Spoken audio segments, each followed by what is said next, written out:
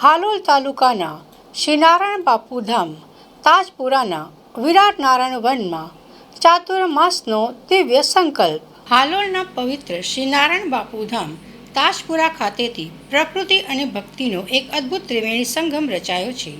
આજથી શરૂ થતા પવિત્ર ચાતુર્માસ દરમિયાન વિરાટ નારાયણ વનમાં દરરોજ 108થી વધુ વૃક્ષોનું વાવેતર અને નિત્યશ્રી વિષ્ણુ સહસ્ત્રનામનું સામૂહિક પાઠનો દિવ્ય સંકલ્પ લેવામાં આવ્યો છે.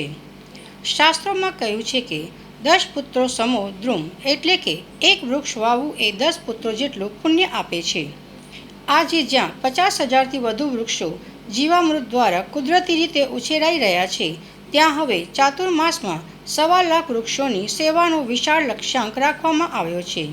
Walkman of India doctor Raju M Thakkar, સંયોજક અને પૂર્વ સાંસદ ભરતસિંહ પરમાર તથા નારાયણ પરિવારના સહયોગથી આ હરિત યજ્ઞ આગળ વધી રહ્યો છે.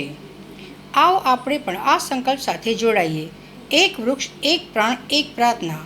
આવનારી પેઢી માટે, પ્રકૃતિ અને પરમાત્માના સનાતન માર્ગ માટે.